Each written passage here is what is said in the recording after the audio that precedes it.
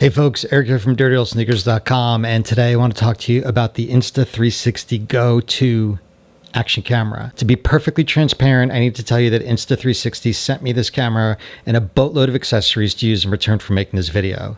There's also an affiliate link in the description of this video that I'm going to make a few shekels off of if you purchase, but at no charge to you. Now, before we get into the camera and all the attributes that make it worth your while, and a few that don't, I need to show you what sets this camera apart from other action cameras on the market. Ready?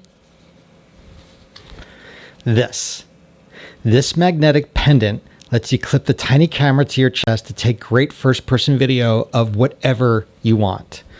Now, I didn't even need all the other accessories they sent me. The pendant was the best thing I could ever ask for. If you're using a GoPro, you'll need to use a clip or a huge harness. Well, it's just not as easy as doing this.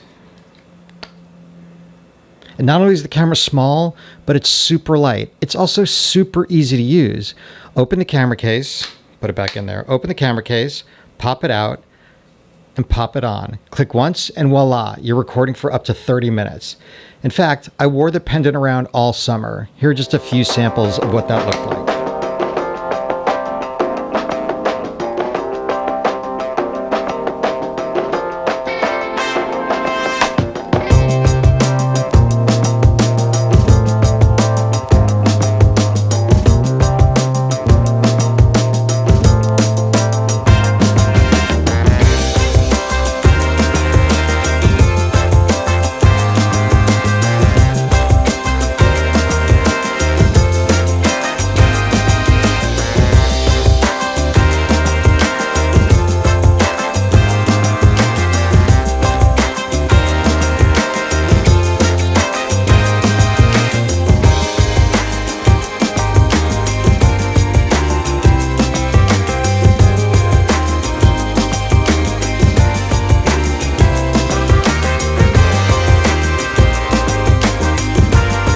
If you're looking to do other shots that aren't first person, there are a ton of accessories, like I said, that are available.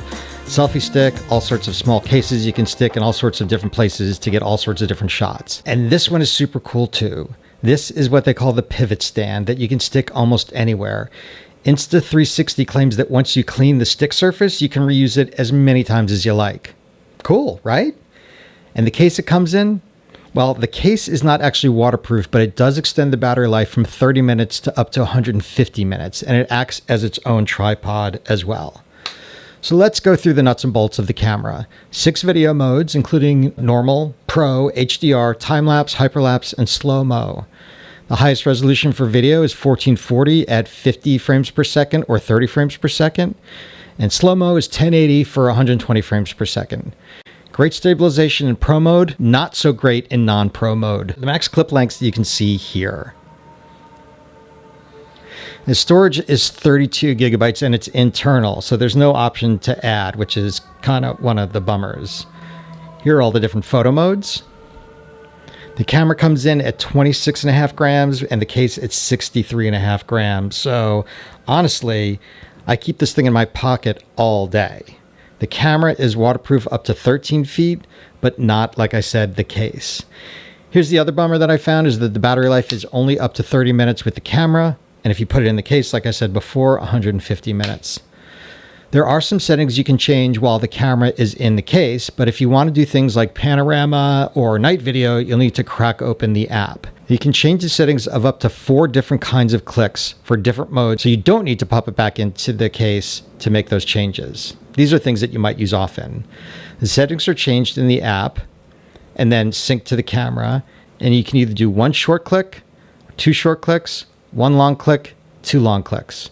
In the next video, I'm going to be going over the app and some more nuts and bolts of the camera to see how to use the different settings. So check back in a couple of weeks and I'll post that one. In the meantime, thanks for tuning in. And if you like gear reviews, race reviews, or anything endurance sports related, I'm your guy. Please hit subscribe and the bell next to it so you get notified when I put new videos up. Thanks again for tuning in, and I'll see you next time.